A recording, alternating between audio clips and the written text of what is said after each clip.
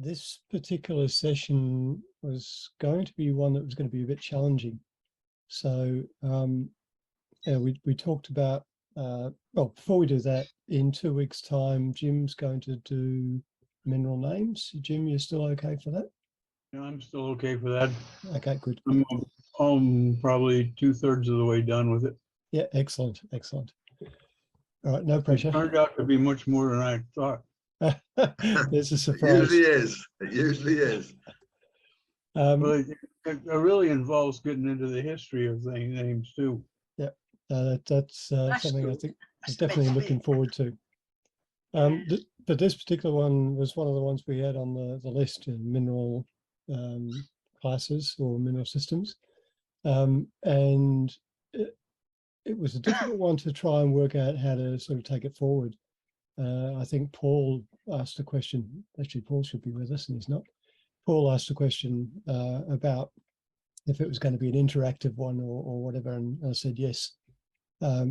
So what I'm going to do is I'm going to probably kick it off and then look at where the discussion takes us. So what I'll do is I'll just open up. So if you just bear with me for a second.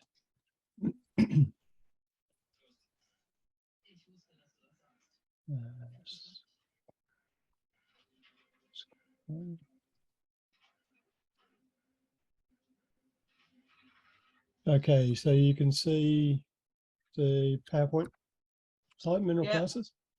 Yeah. Yeah. Good Yes. stuff.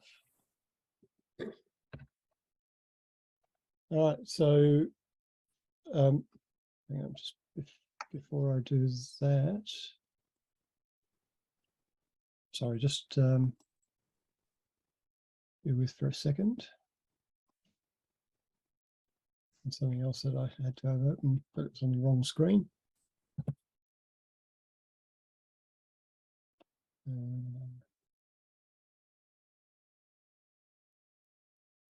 Okay, so you can see it again now. I've got, what are they?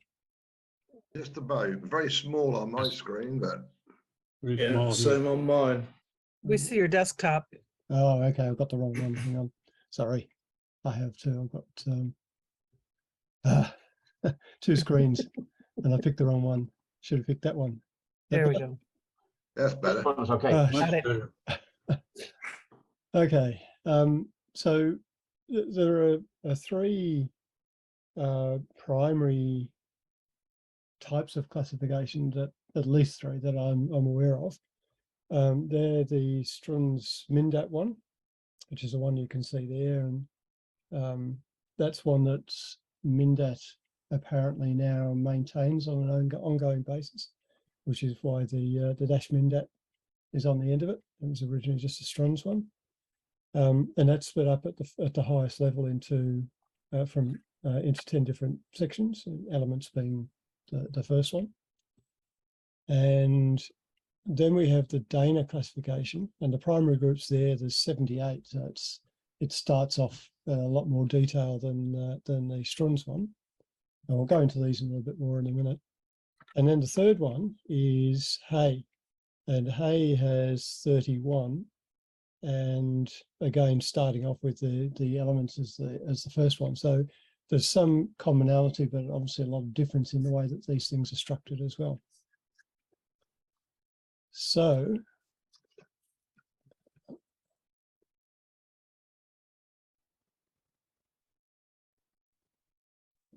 if we look at the comparison of the 3, and we'll have a look at them, the links of each of those in a minute. So group 1 is purely just elements for Strunz, which is metallic and intermetallic alloys, metalloids, non-metals, carbides, silicates, etc. And there's 4 groups within that, and then each of those 4 groups has a number of families and then species. So you've got 4 levels. In Dana, it's basically the native elements and alloys. It's the first group, and that has 3 subgroups. And Hay goes straight into 84 species. And I don't know whether other people have one of these. You can see that. That's Hay's Mineral Index. My parents bought that for me in 1994, I think, when I was over in the UK. And particularly before the internet sort of kicked off in a big way, that was my go-to for information about minerals. Jim, you've got something there as well. Oops. This is the old one. Ah, right. Yeah. So That's- one of the issues with the book, of course, is that it's out of date pretty well straight away, and Well, that's, yes. yeah, that's 30 odd years old. So, But the classification stays good. this classification stays good, and there's a lot of information in hay that you don't find in other publications. Now, in terms of hay, which is probably the only one that I would ever have used, and I'll come into the why you would use these in a minute. So this is a list of, can't see the top of the screen because it's got US screen sharing up there, screen sharing. But this is the group 1 in hay. And what I've done is I've just gone through and put a red tick against the ones that I've actually got a specimen of. Now, that then comes down to, so I'll just stop sharing for a minute. That comes down to, why would you want to use a classification at all? And just move that out of the way. So as collectors, I know people that actually use a system, and one of them generally would be one of those three, to structure their catalogue, structure their collection. I'm not one that does that, and there's one particular reason for me is that when you've got a specimen that has multiple species on it, and they're actually in different classes, where do you put it in that classification? Unless you can do a many to one, which is obviously quite a difficult thing to do. You'd have to have lots of duplicates in your collection to be able to do it that way. But I do know people that do that, use that as their primary method. The other thing that, which is probably to a lesser degree, because it's dealt with when you drill down into some of these, is where you've got some of the species that have very complex formula, like phosphate sulfates, or the things where you've got different classifications, but both in the one species, and that sort of makes that quite difficult as well. I suppose with that one, you'd have to pick whichever was the generally considered the most dominant of those classifications. Yeah, whichever one. So for me, it's not something that I tend to do. What do other people do? Actually, I use all 4 systems. Hayes. Oh, 4. What's the fourth one? Oh, nickel stones. No, I don't use any of them. I just collect minerals. Yeah, that's good. It's a good thing to So, do. Yeah, no, do I. Yeah, I'm the same. Must be a British method. Yeah. Must be. Does it begin with M? Yes, it's a mineral. That's good. Yes. That's it. Yeah. If it's Frank, got M in the word, I'll collect it. Frank, can you share a little bit about why you do that and what the benefits are that you get from it? Actually, when I started collecting in 1979, I guess, and I bought my first Strong's book. It was a very old book. It was from that year, I think, 79. It was new then. And I just marked all the minerals I've got. I marked all the minerals in that book accordingly. So it started with obviously the elements. And so the first element, I just named it 0001. And then I numbered all the things in the book. Then I got into more collecting, and the Strong's nickel classification came up in Mindad. So I used that beside it. And then I got into Hayes, because the Strong's classification is not perfect at all.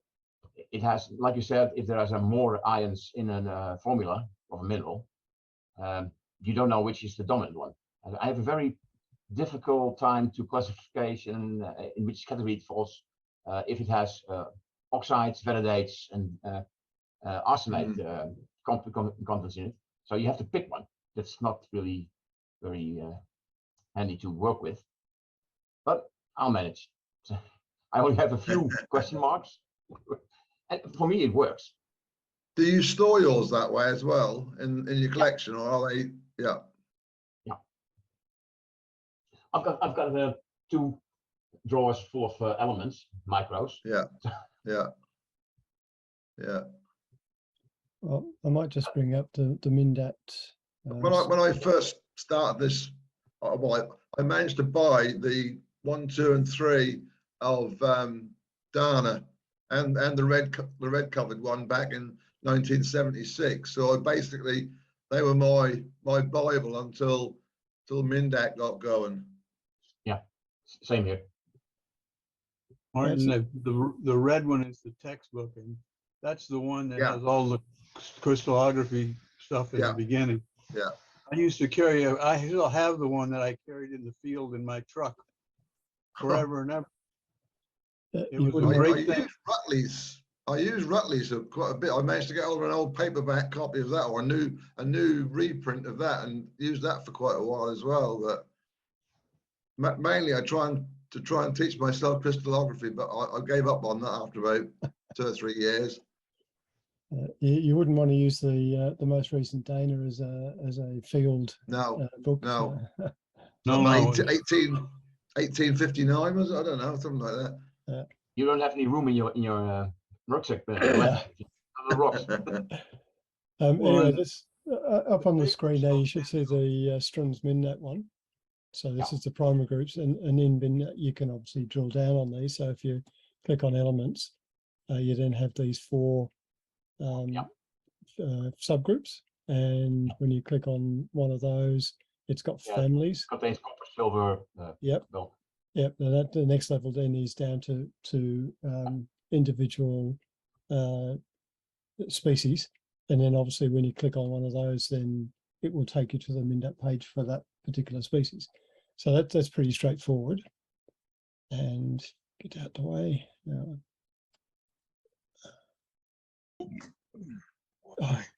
Zoom decides that it wants to stick this bar across the top just where I want to click. So Dana, as I said before, has 78. And again, then when you drill into that, look at the native elements and alloys, and click on the first one of those, and then you've got straight away into the species list. And this is the numbering system that is used for Dana. Although I think in the latest Dana book, I know when that first came out, there was a website that listed all of the errors that people were finding in the book, and there were some significant ones, but a lot of them included the numbering as well, which wasn't kept to. Steve, do you know the story behind why that happened? Why there's so many errors in that new one? No. It was sent to the printer in an electronic form, but they decided that they didn't want it in that form, and instead of electronically converting it, they had it retyped by people in the just to work for the printing company that had no technical information or background. I had not heard that. I did not know that at all. I knew my friend Gene Ford worked on it, and he told me about it. And this is a book that's this thick. Yeah. Oh, that's ridiculous. And paper is made out of tissue paper. Yeah. Yeah. I got a copy of that a number of years ago and was finding that I really didn't use it. So I've now gifted it to the local gem club here for them to use mine as a book stand, so. Yeah. Yes, it's definitely a doorstop. Hey, there's your 31 hay primary groups, and when you drill into that, it just goes straight to the species. That to me is a lot simpler. And And I suppose if you're using that for classification, then you've got to go into the individual species to see what the reference number is. In this case, it's 138, which is down there. You can see here, there's the links to the 3. The problem with hay is I find it difficult that minerals which have been approved by the IMA 10 years ago still don't have a hay reference number. So Yep, it is because- not actually up to date. Because nobody's maintaining it is No. probably the issue. I think it's the easiest system to use Yep. because it goes straight to the species. Yep. But yeah, well, difficult to maintain.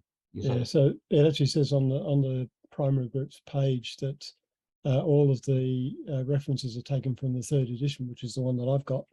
And as I said, that dates back to the early 1990s. I think 1993 was when it was published. So it hasn't been maintained since then. And it would be probably too big a job for anybody to take on and do. But I noticed Mindat is not actually always correct or doesn't have the numbers. But there are some sources which do. It's called an app. You get it in your phone. It's called E-Rocks. And it's actually just a database of minerals. Yep. And it provides you not with photographs, but it provides with all kinds of information. And the reference numbers are pretty good. So, E.rocks. Yep. E-rocks, sorry. E-rocks, E-rocks. Rocks. With an S on the end. Yep. So I'll just bring up one of the problematic ones as well. So this is Butantite, which is one of these ones that has, you can see here, it's an arsenate and a sulfate, the ASO4 and the SO4. Now this, that's one of the problems. Sorry? Yeah, that's one of the problems. Yeah, well, yes, it is, but generally the arsenate is the more dominant one, so that's the one that's put in there first. And when you look here under the classification, it's put in under phosphates. Actually, it's put under phosphates in Dana, but it's actually an arsenate. Yeah. Which is weird. And then hay, it's phosphates, arsenates, or vanidates. But there they've got one with other anions, so that's got the sulfate in it as well. So there is a classification within hays. They've got it right. Yeah, but then because hays goes straight to species, they'd have to have it right at that level. Whereas if with this one, if we look at this particular classification, won't go straight to that one. So it's 8B and L. So you'd have to go into 8B. Again, this one says phosphates, etc., with additional anions. And then L, which is okay. That's not the one that would most collectors would really be too concerned about, I wouldn't have thought. And in here, it's not even alphabetic. Then it's now by this code. So somewhere in here would be Butantite if I've gone down the What's right. up there on the top? Where are we? Oh yes. So I didn't even see it. I scrolled straight past it. That's. I wear glasses now. I can see. Yeah, I'm wearing glasses too, but I couldn't see it. That to me is just way too complex. And you know, it goes back to that primary reason is why you would use it. It's really only a way of classifying your collection. I just don't see any benefit from that whatsoever, from my perspective. It helps me cataloging, and it helps me to find things quickly. But that's about it. Yeah. It's not essential, actually. But... Anyone else?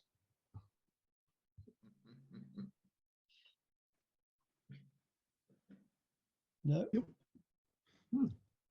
Weird. All I use that sort of thing for is to check my spelling. There's easier ways than that. So are you saying that you?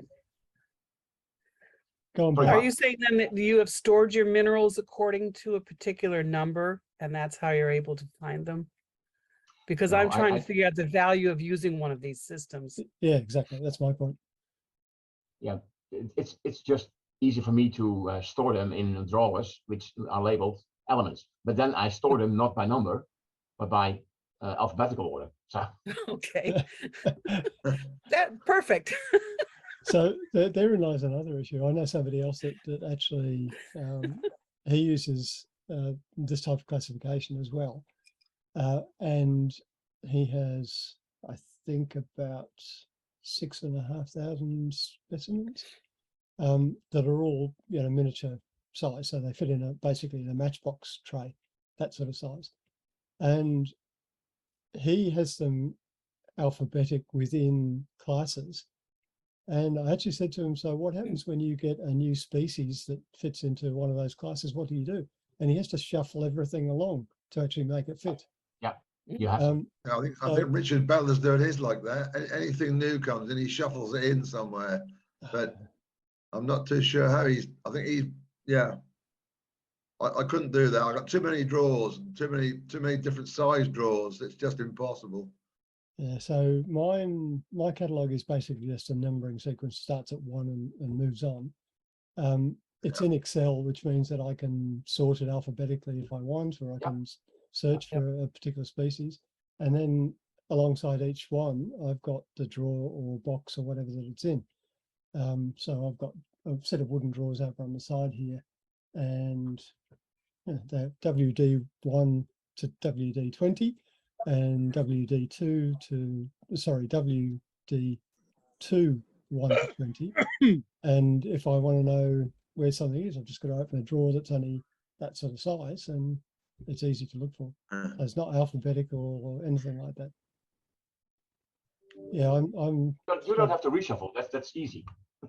yeah. Yes, easy, very easy. Got enough to do with my time. What happens when you get to WD-40 then? Oh, that's one that you use. Your joints start to move easier. Yeah, one of the padlocks is jammed. Sorry, you're just being a bit facetious, that's all. It's just those particular ones are WD for wooden drawer. So because Wooden drawer. I've got metal ones that are OW one that because I've got them squeaks. from Office Works. I've got Well, boxes. I've just given myself a real big task of I'm now redoing the top label. I can't see the small label in the back of my plastic boxes on my Micromount, so I'm now redoing everything again and doing a top label. And on that, the first line on the label is what cabinet it's in, what drawer it's in, what row it's in, and what position in the row. So it's now work in progress. I've done about maybe 200 or 300 out of 17,500. So I may die before I complete it, but. And then if you're like me, you put one back and you put it in the wrong drawer. And then you can have. Well, no, because I got the right number on the top of the label to put it back into. You see, so I can't go wrong in theory. You can go wrong. We'll expect your final report in 2 weeks, Martin. You're all right. Fun. Well, any other commentary on mineral classification? I put this down as a part 1. I suspect that it's going to be part 1 of 1. I think there's something that everyone who's interested in minerals should have a passing interest or knowledge of. Yeah. Yes. It does help a little bit when you're looking at specimens and for associations and that sort of thing. You can, yeah. But as for me personally, it doesn't work. It just wouldn't work on my sort of collection. Probably because when I first started to collect, I never really bought. I still don't, to be quite honest. It's all self-collected, and most of my stuff is going to be very, very singular. And what I collect is going to be either a phosphate or an arsenate in England, near enough, or just plain calcium minerals, that sort of thing. There's nothing really going that deep into it, so it really didn't work for me, that system. So I start at number 1, and I'm up to 17,600 now. So. But there is, based on what you said, there is one thing I'll just bring up as well. So screen one. So you know in MinDat you can do a search by chemistry. Yeah, this is So brilliant. if you're looking for all the minerals that that are cobalt, that have cobalt in them, for instance, so you can click on cobalt, and you can say IMA approved species only and essential elements only, and then either search minerals or localities. So search minerals here, it gives you a list, and you can see there that there's 65 minerals species that fit that particular query. But it's also got phosphate, sulfate, carbonate, and whatever. So you can very quickly get a list of all of those, and you don't actually need to know what classification it is to do it. What you can't do is you can't just do elements. And that then is where, oh, get out the way, Bart. That's when this sort of thing comes in, where, let's go back to the top level, where you can go into one of these classifications and then just see what all of the elements are. I'll go back to hay actually, just to, it's getting in the way. It's on this one, I think. It's the strongest one. Doesn't matter, I'll just go back to India. Let's go.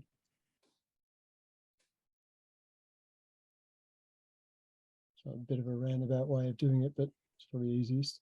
So when you go into hay, because that's only got the one level, and then you're straight into the species, providing you're looking for species that fit one of these and it's not one of the sort of subcategories, then you can say, okay, well, what elements do I have? And there's your list of elements under the elements and alloys classification, or else sulfides, which includes a few other things. Oh, this one does have an extra classification. So yeah, I hadn't looked that closely, but if you want to know what all the copper sulfides are, you know, MinDat's good for that. Yeah. So you've got the best of both worlds, I suppose. You can do the chemical or the structural one. To the Well, I have a question of spelling correctly, Yeah. you can download the IMA list of species as a dictionary file. So it'll go right into Microsoft Word or Excel. Okay. So It does. a question with that, Jim, does it have capitalized and non-capitalized spellings? It has plain, I think it has both plain and with all of the diacritical marks. Okay, that's good. Yeah, I think I've got a list that I imported a long time ago, which occasionally I'll come up with a species that isn't in there and it'll be underlined, but I just right click add to dictionary anyway. So, but I did find that to get where you've got a mineral name that is at the beginning of a sentence and one that's partway through, you should be using uppercase for the first and lowercase for the second instance of that. Yeah. The one way to do that is, if you've got a list of capitalized ones, is to copy that list and then convert it to lowercase and import the two. Easy to do in Excel. Yeah. Well, it's easy to do with Word as well. So either way. Okay, back to I just the. want to ask a question, can I? Yeah, okay, of course you can. A random question. It's maybe you saw it on the Strong's MinDat list. There was a group 10. Does anyone collect organic compounds? I do. They're difficult to come by. They're not pretty usually, but I do collect them. Anyone else? They're still valid minerals, so yeah. They are. Yeah. Okay, Chuck does. Not that I know of. Have you got an arborite? Is that oh no, that's probably. I've got an arborite, yeah. That's Yeah, probably well, yeah. What is it? Anthropology. Mine's from the SS Cheerful, so I suppose that's probably. Yeah, I got one. That probably Yeah, I doesn't- got one of them as well. It probably doesn't fit into the same classification, but it's similar. Yeah. Yeah. And that's why I mention it, because most mineral collectors do not recognize that group as a group, but they are valid minerals So according to the IMA. I say. Do you mean you mean the slag mineral No. No, it's people? not Do you? slag minerals. No, they are organic compounds. They are Oh, right, carbon okay. and hydrogen containing molecules, Yeah. Right. and they form What, pretty what weird. about the ones that, yeah, what about the ones that are self-grown by mistake? Yeah, That's difficult. interesting. That's difficult. Well, I had a group of slag minerals that in a plastic bag, which was sealed. I left it by my gas boiler for a couple of years. And lo and behold, when I opened it, there was all sorts of weird and wonderful things in there. Yeah, happened with slag minerals. Yeah. I've got one that came out of another collection, such as micro, and it's crystals that were formed in a wine vat. I can't remember exactly what chemical composition it was, but it had a name. It wasn't a valid mineral. Here's the classification you're talking about, Frank. Yeah. So you've got well, hydrocarbons is probably one that. I've got some of them. And I think, Yeah. So I've got cretovillite. yeah. Probably got a carpathite as well. They'd probably be the only two of those. I've got an laterite, but that's not in that group, is it? We've got oxalates. Yeah, there's probably Oxalates, yeah. probably a few Got a few oxalates. oxalates. Frank, are you aware of the new Yeah, mineral. glycolates that we've done here at the U of A? Frank, there's 5 or 6 new glycolate minerals. Glycolate Okay. that we found here in the Santa Ritas in Tucson, and have been writing them up through Dr. Young.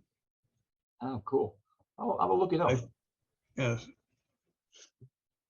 I think it's a group it's highly underrated, because I think there are a lot more of them around, but they never look for them. Well, these are some of these are very pretty. They're bright blue copper glycolates. Oh, yeah. And as long as they're formed on solid rock, they work. We have another one that was formed on copper wire, but it doesn't work. No. Yeah, get your point. I will look it up. Nice. Good to know. Okay. Anybody for any more? We didn't put anybody to sleep. Mhm. No, we're all still with you. Still here. We can't see Richard. He hasn't got his video on, so He can doze off and and he hasn't got his microphone on either, so we can't hear him snoring. He that's doesn't one know. thing he doesn't do. He doesn't snore. Okay. All right. Well, if there's nothing else, this will be a fairly short session. Yeah. And as I said, probably part 1 of 1. Yeah. Oh, there he I is. am back. I am back. I was just looking for something. I couldn't find it. Okay. Oh, well. I'll find it for next time. All right. Okay. I'll see everybody in Right. 2 weeks. Okay. Yeah, Yeah. thank you very much. Yep. Yeah. Very good. Okay. Very good. Or good Bye. night, Short session. whatever. Good night. Thank Yeah. you.